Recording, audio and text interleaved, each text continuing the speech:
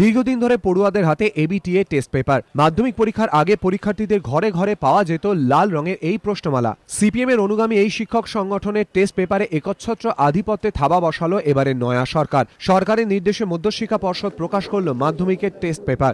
বুধবার তা প্রকাশ করলেন শিক্ষামন্ত্রী ব্রাত্য বসু। ৬০ টাকা মূল্যের এই টেস্ট পেপারে ৮০টি স্কুলের প্রশ্নপত্র রাখা হয়েছে। পর্ষদের প্রশাসক জানিয়েছেন, বাছাই করা স্কুলগুলির প্রশ্ন নেওয়া হয়েছে টেস্ট পেপারে।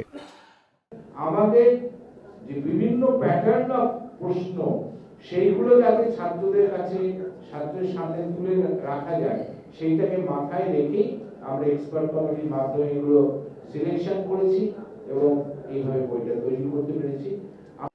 আর এখানেই উঠেছে প্রশ্ন, মাধ্যমিক পরীক্ষার প্রশ্নপত্র তৈরি করে পর্ষদ, আর সেই পর্ষদেরই মাধ্যমিকের আগে টেস্ট পেপার তৈরি কতটা যুক্তিযুক্ত?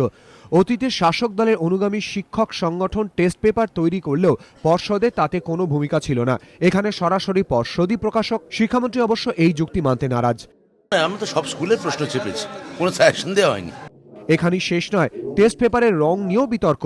যে রঙে শহর সাজছে সেই নীল সাদা প্রচ্ছদ টেস্ট পেপারের। শিক্ষামহলের বক্তব্য, মুখ্যমন্ত্রীর প্রিয় রং মেনেই টেস্ট পেপারের রং বদল। শিক্ষামন্ত্রী অবশ্য জানিয়েছেন, সাধারণভাবেই নীল সাদা হয়েছে টেস্ট পেপার। রংটা কি আমার ভালো লাগছে না, আমার তো দেখতে ভালোই লাগছে। মনে হয় কি ভয়ের কোনো কারণ আছে, যেটা দেখতে ভালো লাগে, যেটা দৃষ্টিনন্দন দৃষ্টিগ্রাহ্য, সেটাই ভেবে ডিজাইন করা হয়েছে। ইতিমধ্যে প্রকাশিত ৫ লক্ষ টেস্ট পেপার। সরকার ও সরকার অনুমোদিত স্কুলের এই প্রশ্নমালা ১৫ই ডিসেম্বর থেকেই পৌঁছে দেওয়া হবে ছাত্রদের হাতে। কিন্তু সেই দায় কতটা মধ্যশিক্ষা পর্ষদের, প্রকারান্তরে কতটা সরকারের, তা নিয়ে বিতর্ক থেকেই যাচ্ছে। কৃষ্ণেন্দু অধিকারী, এবিপি আনন্দ, কলকাতা।